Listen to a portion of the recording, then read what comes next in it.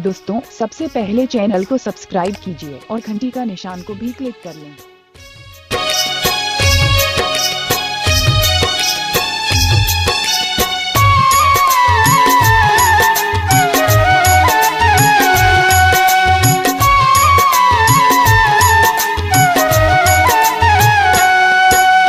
छूटा थे परान मोर छूटा थे परान, छूटा थे परान मोर छूटा थे परान।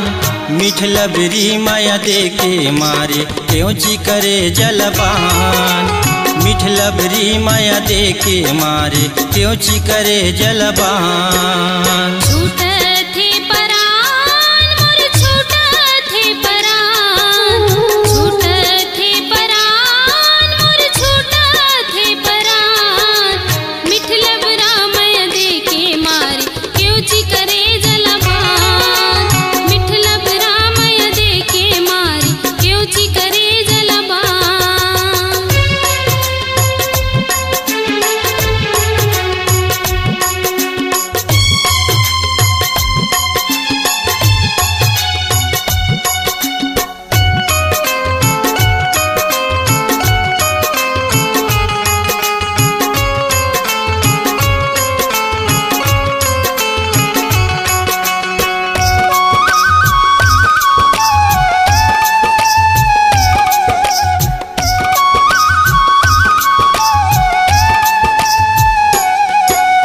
कैसे जियाऊं मैं तोर बिना मुल सुरता हयात थे वो, हंस के रेंगना हंस के बोलना जीवला जला थे रे।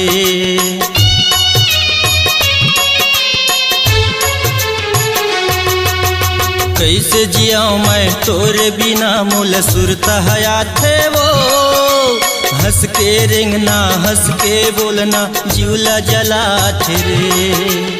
माया के गुहार सुन ले माया के गुहार, माया के गुहार सुन ले माया के गुहार। मीठ लबरी माया दे के मारे क्यों ची करे जलबान, मीठ लबरी माया दे के मारे क्यों ची करे जलबान।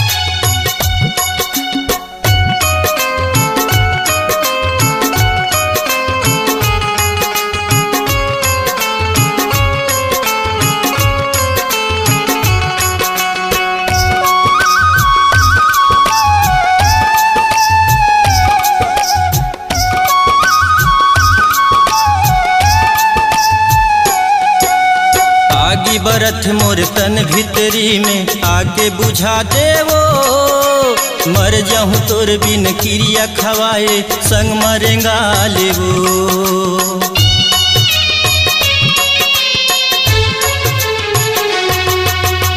आगे बाटी बरथ मोर तन भीतरी में आके बुझा देवो। मर जाऊं तोर बिन क्रिया खवाए अपन बना लेवो।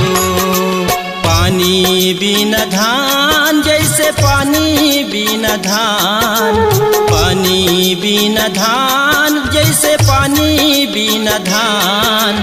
मीठ लबरी माया दे के मारे क्यों ची करे जलपान।